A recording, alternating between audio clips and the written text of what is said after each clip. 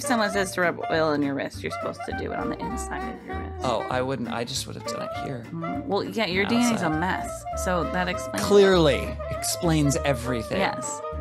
Hi, I'm Ryan. I'm a science teacher. I'm Cheryl, and I slept through science. Each episode will tackle a science question you may have learned in school, but can't quite remember or fully explain. And I'll take the risk of asking the dumb questions so that we can all understand the science we slept through. The bell has rung. Let's get started. Welcome to Lesson 75. We are still in our Invisible Things unit. Cheryl, can you see me? Yes. Or so am I invisible? Apparently you're not invisible, or Okay. maybe you're not a vampire? Oh, wait, this is not Either a of mirror. those. Yeah. No, but you, not a I mirror. hope you're not a Just vampire. camera.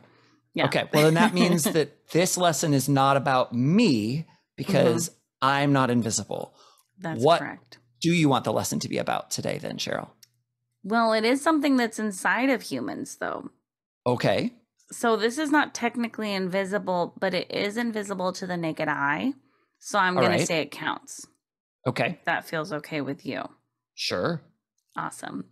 So this is, okay, do you know how every single episode of this podcast, you say to me at some point, and if you want a separate lesson about that, write it down. I do say that a lot, don't I? Mm-hmm. So this is something you've said at least once, and now is our moment to talk about it. Ooh. DNA. Uh-huh. What about it? What the heck? I mean, you know what DNA is. I guess so. We first talked about it in episode 8, Ryan. That was forever ago. We were talking about the vaccine. That was a long time ago. Mm-hmm. And how like DNA and RNA. Oh, see, you remembered RNA. Nice job. With eye color a little bit. Mm-hmm. With genes. And then I think the most important time we talked about it was when you rub the oil on your wrist counterclockwise 3 times, it aligns your DNA. Right. That is not your wrist. That is the back of your hand. No wonder your DNA is not aligned. Your wrist. Yes. Your wrist. Oh, but it's the inside wrist. Well, I think if someone says to rub oil in your wrist, you're supposed to do it on the inside of your wrist. Oh, I wouldn't. I just would have done it here. Well, yeah, your DNA is a mess. So that explains Clearly explains everything. Yes. Yeah. So now's our moment. I want to hear, how does all of that information fit in this microscopic thing that's in our bodies? I don't get it. Okay. So the question about DNA is, how does this thing contain all of its information and fit inside our body? Yeah. Okay. Let's go into the pre-assessment then. And I'm going to start with something that isn't directly related, but I feel like I have to ask.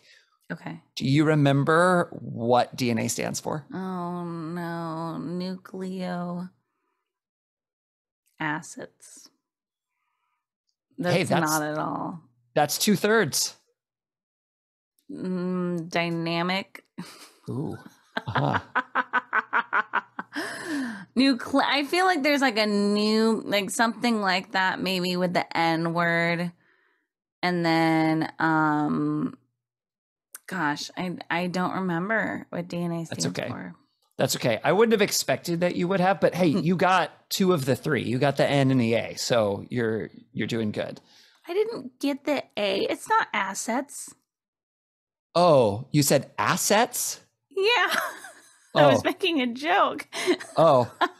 That's not what I heard you say, but okay, well, assets. whatever you thought I said, I got it right. Apparently and then not. we'll just wait for you to repeat what I already said. Assets. Yeah.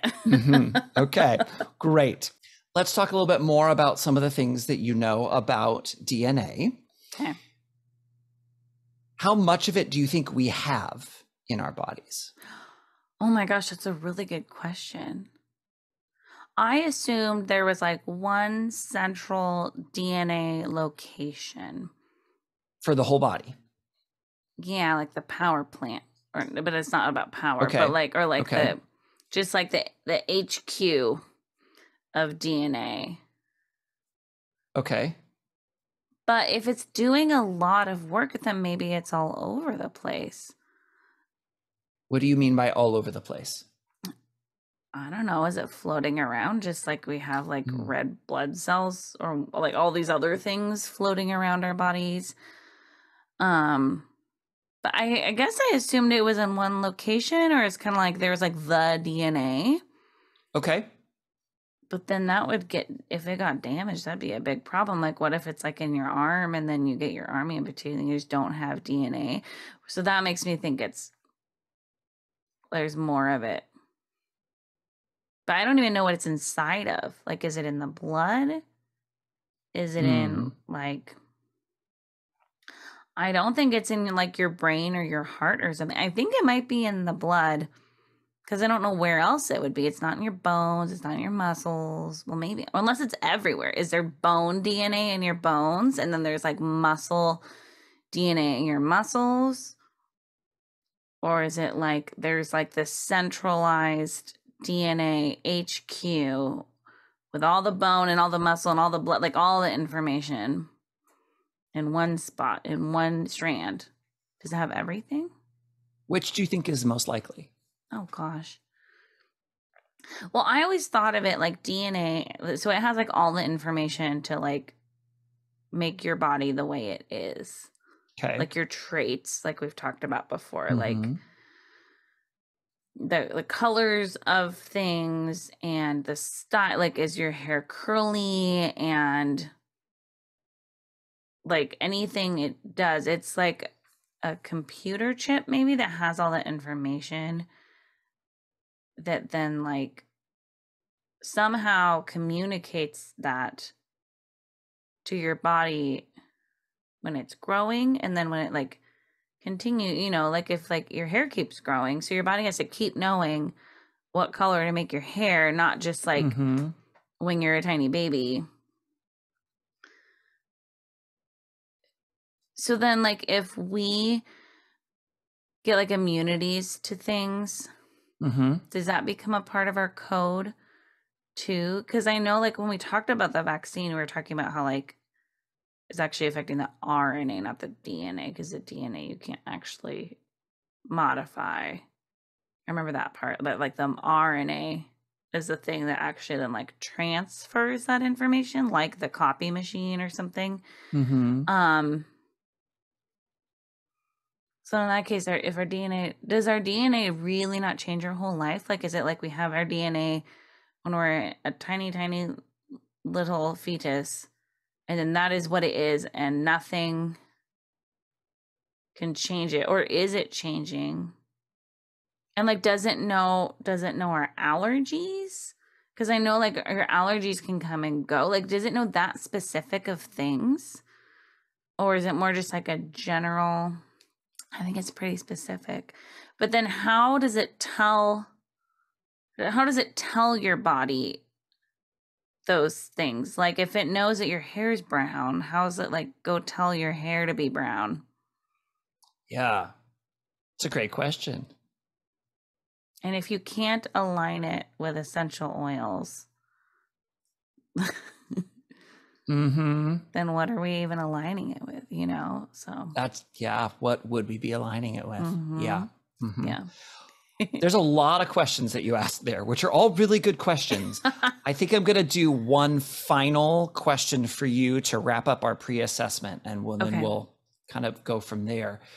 And how do you think our DNA holds the information that it has?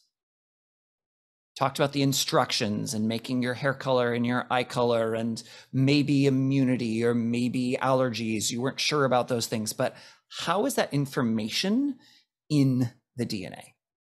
That's the part I really don't understand. Like, is it like there's a type of a cell that makes something a certain way? Like curly hair or blue eyes or whatever? Like, is there a shape of a cell or a style of a cell that does that? And there's like is there just one of those cells in the DNA, or like the shape of it is in the DNA? I don't think there's one of each cell in the DNA. You say one of each cell. What do you mean? Well, like The cell for the hair that's like, go be like this. Mm-hmm. Is there like one of those? One cell in the DNA. That it like is copying, or like the shape or the style of it, that then it can copy even if it's not the actual cell. But see, that makes me think you have hair DNA in a different spot than you have your muscle DNA. I don't know which it is. That's okay. I could argue either. You could. I can tell you that no matter which way you argue, it's not going to change what's really going on. But you could argue either. In order to get answers to all of your questions, Cheryl, we're going to have to just define some things and put some things in context. And I think the best way to do that is going to be to just start at the beginning. And I think I'm going to have to draw some things to help you have an understanding of what all this means. That sounds great. I love your blank whiteboard right now. I'm excited for what goes on it. And this is a good time to remind our listeners that you can also watch this on YouTube to see this blank whiteboard for yourself. Yeah, I'm sure it's a very, very good looking blank whiteboard for you to look at. It's really cool. Okay, so let's just start real quickly with the same place that we started, which is, what does DNA stand for? And you got, well, what I thought was 2/3, but was actually only 1/3. So is it acid? Is that acid, yes. That's what you thought I said. Okay, that makes sense. Yeah, because you said asset, and I was listening for acid, so I thought you said that. Okay. So the first part, I would be surprised if you remembered. It's deoxyribonucleic acid. So that's a long word, all right. That's why we write DNA. Nucleic acid. Yeah. Okay. So the deoxy means it has a little bit less oxygen. That's the oxy part, deoxy. Ribo is for ribose. That's the sugar that's part of it. And the nucleic acid, that's the type of molecule it is. There are 4 main types of biological molecules, and nucleic acids is one of them. And this is a nucleic acid. So it's a molecule. It is. It is a molecule. Okay. And one of the things that you were trying to figure out was, where is it? Where does it live? Is there one centralized location, or are there like bone DNA and bones and muscle DNA and muscles? And it's not really either of those. Great. Yeah. DNA is in almost every single cell in your entire body. And wait, not just some DNA. Of the cell? Inside the cell. Yes. If you have a cell that has, so there's a cell. Okay. I drew like a circle-ish thing. Oh, good job, science person, for labeling. Oh, yes. Isn't that an important part of science, right? It is an important part. Yeah. Well, because otherwise people don't know what you're looking at. Yeah. And there are these things called organelles, which are like little organs that are inside a cell. I know you've heard of some of them. Mitochondria. Yeah. Chloroplasts. Those are things that are in plants. We don't have them. You might have heard of the Golgi apparatus, ribosomes. Some of those things might sound familiar. And the big one is the nucleus. Yeah, I know about that one. Yeah. So the nucleus is in the cell, and that's where the DNA is. Oh. So the DNA is stored in the nucleus of the cell, and it's all kind of jumbled up in kind of a mass. Spaghetti. Kind of like spaghetti, all tangled up. Okay. But if you were to zoom in on that DNA and you were to be able to stretch out the strands, you would see it look kind of like this, which I've probably seen before. It's called the double helix. Yes. And I'm drawing a 2D version, but in 3 dimensions, it really is a helix means like a spiral. And it's a double because there's 2 different sides that kind of spiral around each other. Does that make sense? Yeah. Okay. And the DNA that's in, say, a muscle cell is identical to the DNA that would be in a bone cell, which would be identical to the DNA that's in a brain cell, which is identical to the DNA that would be in a heart cell. All the cells in your body that have DNA, which again is almost all of them, have the copies of all the DNA for all of you. Okay. Does that sort of make sense? That's good to know. Yeah, that makes a lot of sense. And then each cell only accesses the part of the DNA that it needs to do its job. Okay. The muscle cells don't need the hair instructions, so they don't use those instructions. They only use the muscle cell part of the instructions in DNA, and vice versa. The hair-making cells don't need the muscle instructions, so they don't read those and they don't use those. They only use the hair-making instructions. Got it. I'm just listening right now because I feel like I have questions, but I want to hear what you have to say first. Well, you can go ahead and ask the questions. No, they're rabbit trails. So okay. You keep going. Okay.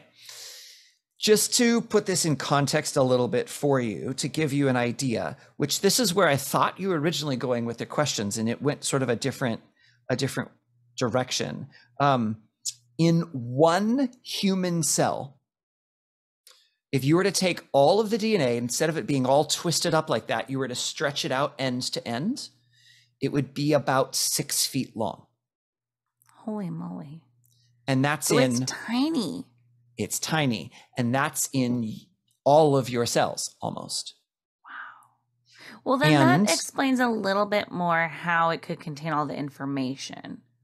Because it was like, how is that all fitting? But if it's 6 feet of information, actually, even though it's very thin. Yes, it is very thin. And it's all wrapped around itself too. It's a similar thing. I don't know if you're aware of this, but your small intestines. Yep. Right? Yep. Because they're all twisted around, you can fit them. But if you were to take them out and stretch them out, they're really, really long. It's like, I don't know, 20 feet, 30 feet, something like that. I don't know. I'd have to look it up. But they're really, like really long. Vacuum sealed in there. So, Yeah, kind of like that. And the average adult human has around 100 trillion cells. Wow, that's a hard number to visualize. It is a very hard number to visualize. Just a ton. Lots. Yeah. Lots and lots and lots. Mm-hmm. And each of those cells has this 6 feet of DNA scrunched down and wrapped up inside it. Okay, I have a question. So I know that DNA is microscopic. Yes. But if you did take it out and lay it out 6 feet long, would it still be microscopic? Like, would it be so thin that you couldn't see it? Yes, if you were to lay it out that thin, it would be too thin to see it. However, you can do things to see your DNA. What? And actually, I've done this with my students before, but we'll have to save that until later. Okay. So we can come back to that. The other piece that we need to talk about is, how do we store all that information in the molecule? Yeah. So I'm going to slide this over a little bit here. Okay. How do we store all that information? Well, if we zoom in to basically the rungs of the ladder, right? So we've got that double helix that sometimes it's called a twisted ladder shape, because it's like a ladder, but it's twisted. And the rungs are the steps that you would go on. If you were to zoom into those and look at what those actually look like, what you would see, well, you wouldn't see quite the way I'm drawing it, but you would see different, what they're called nucleotides or bases. And there's 4 different types of bases: A's, C's, T's, and G's. Does this sound at all familiar?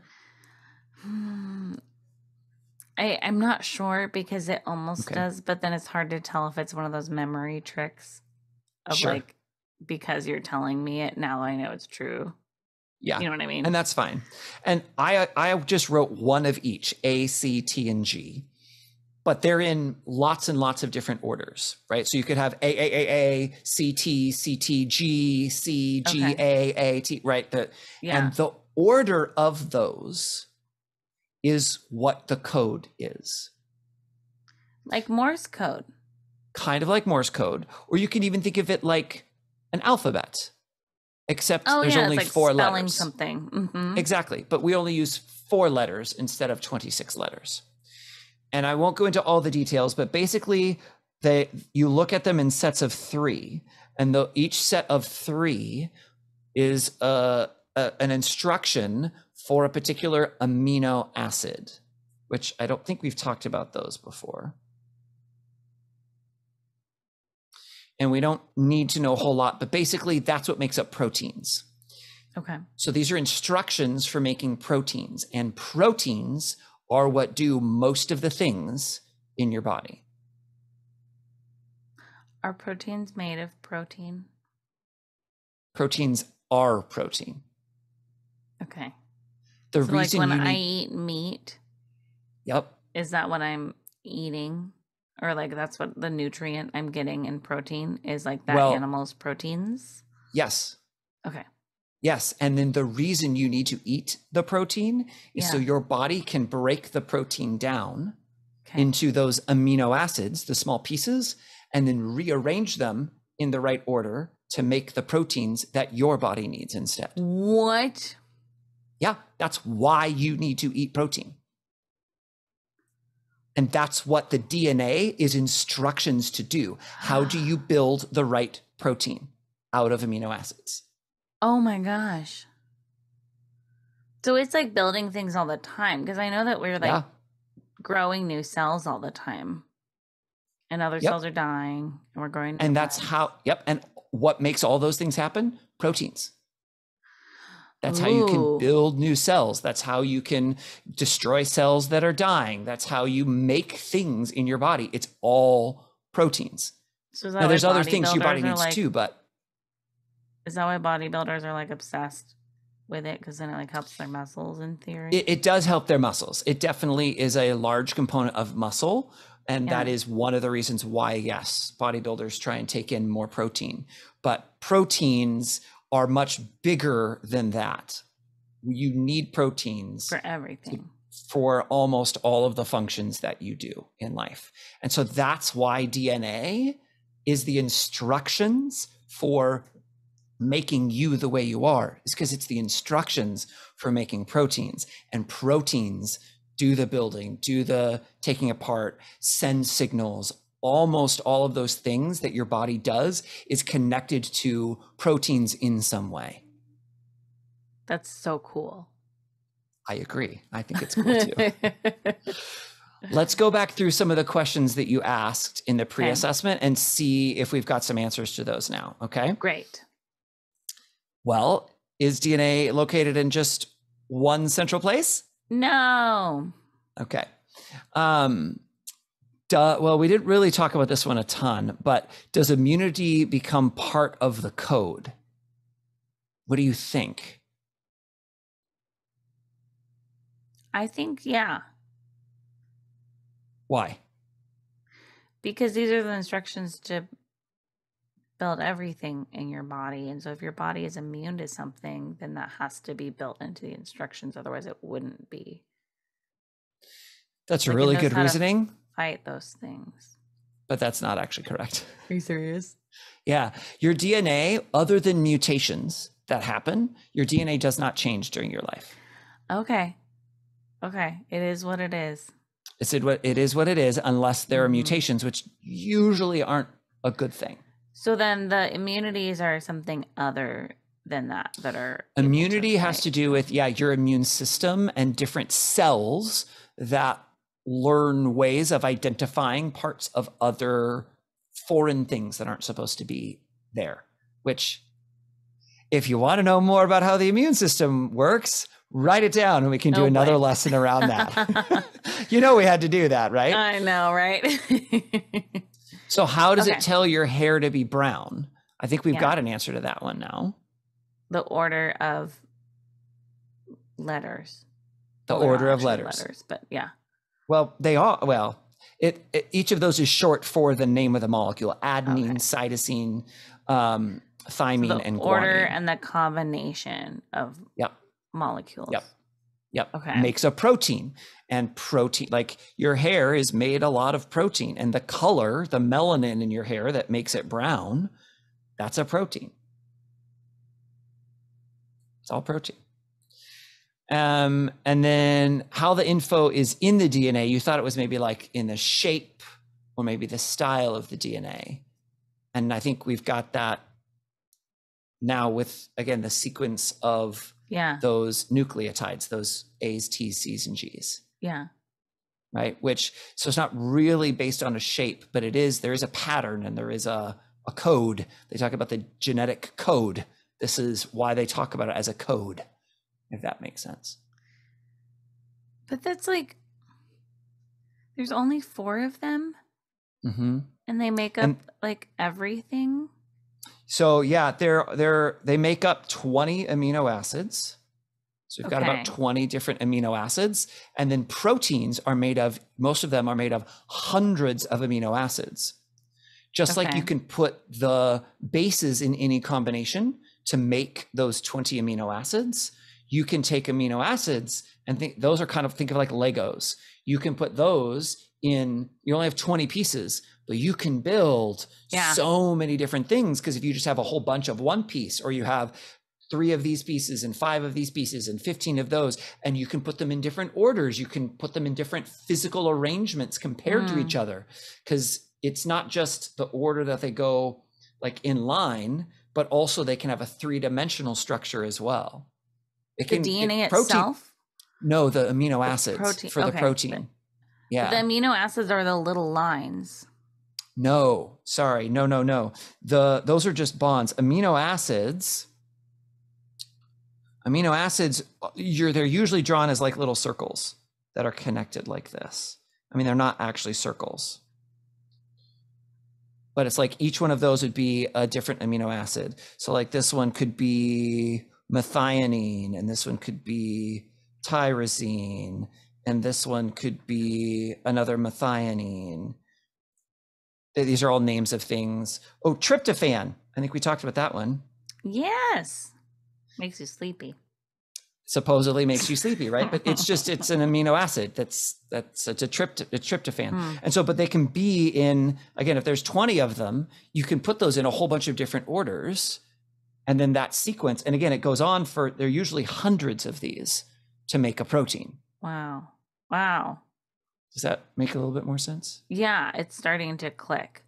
Right. And so then there's a code of, let's see, AU, this is going to be a little bit backwards. Hold on. AUG, which would be TAC. So I'm trying to make it correct. And I'm skipping a whole step here. So I apologize. And we can go into that part later.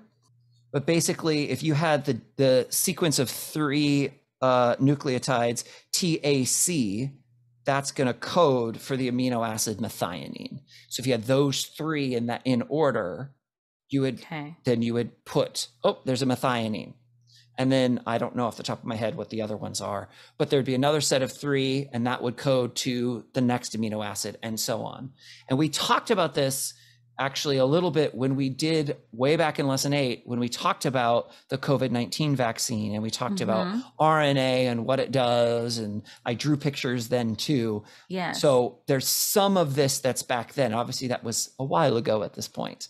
Yeah. But, and we can go into more details of how proteins are made if you want to in a future lesson. This is so cool. Now, Cheryl, it's time for your quiz.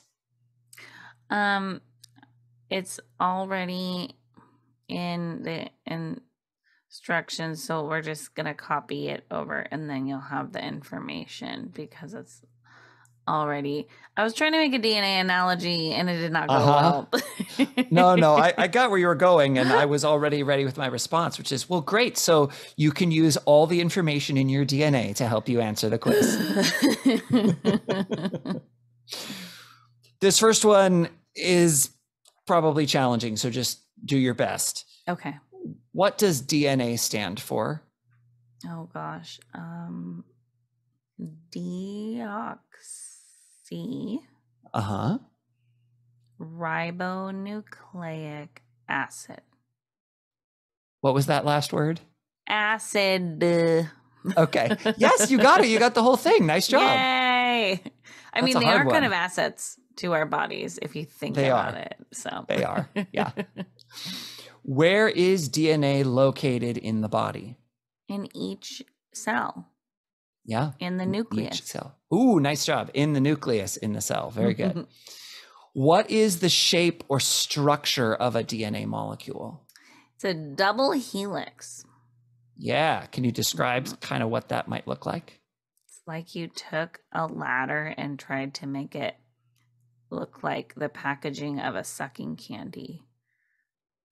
You know the little candy, you like twist the ends. Oh, gotcha. Yeah. Like a Jolly Rancher or something where they twist the ends. Yep. Gotcha. Yeah. Okay, good. Yeah. What is DNA instructions to make?